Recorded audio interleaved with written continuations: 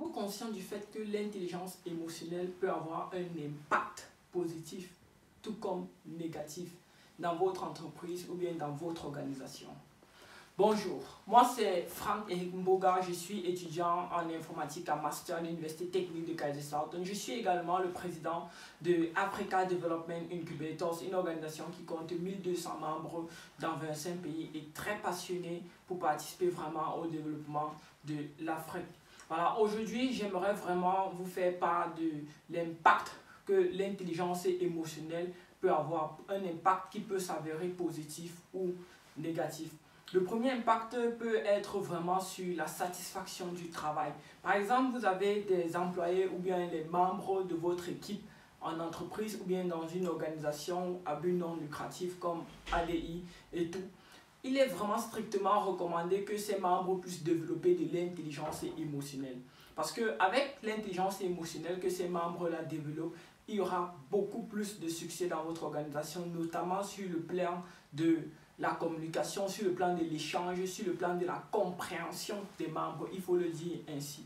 Donc, vous voyez déjà sur ce plan que concernant la satisfaction du travail mené dans l'organisation ou bien dans l'entreprise, l'intelligence émotionnelle joue un très grand rôle. Le deuxième impact que l'intelligence émotionnelle peut avoir sur votre entreprise ou bien sur votre organisation ou bien dans une organisation où vous faites part est sur l'implication de vos membres, l'implication des membres de votre équipe ou de vos employés. Concernant l'implication de ces différentes personnes-là et tout, vous allez vous rendre compte que certaines personnes sont parfois intéressées de manière naturelle. Déjà, vous avez par exemple votre entreprise au Cameroun, quelqu'un vient, il travaille pour vous, donc vous avez peut-être une entreprise comme votre salon de beauté, vous employez quelqu'un, la personne travaille pour vous et a déjà un premier temps un intérêt de manière où voilà, vous payez un très bon salaire et puis ça le va. Mais il est strictement recommandé pour vous qui êtes entrepreneur, futur entrepreneur, qui êtes même membre d'une entreprise, de pouvoir développer encore une fois de plus l'intelligence émotionnelle.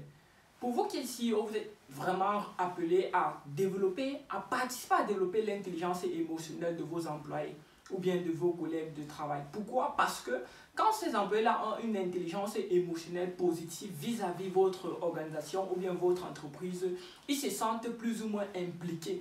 L'entreprise devient comme une partie d'eux. Et c'est un succès pour une entreprise de réussir à avoir des employés ou les membres de l'entreprise que chacun se représente dans l'entreprise. Déjà, ils ne sont plus juste employés, mais ils sont impliqués dans l'engin de l'entreprise en lui-même. Donc l'implication des différents membres à ce niveau-ci se retrouve aussi très important.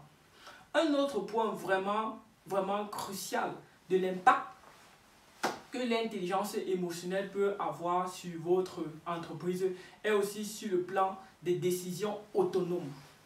Imaginez-vous une situation où vous avez votre salon de beauté et tout, et subitement il pleut sérieusement au Cameroun. Disons que le salon de beauté se trouve au Cameroun, il pleut sérieusement. Votre employé qui est sur le terrain peut décider d'un côté de fermer la porte ou de fermer complètement les bureaux, ou bien de l'autre côté de trouver une solution.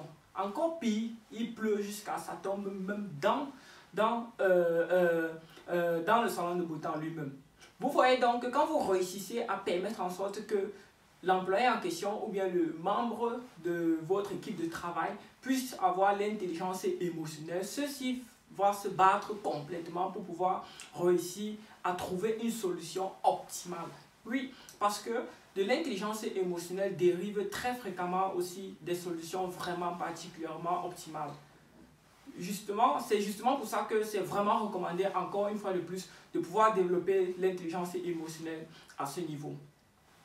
Dans ma prochaine vidéo, on va aller un peu plus loin, un peu hors de l'intelligence émotionnelle pour entrer dans un autre aspect que je vous laisse découvrir à la prochaine vidéo. Merci.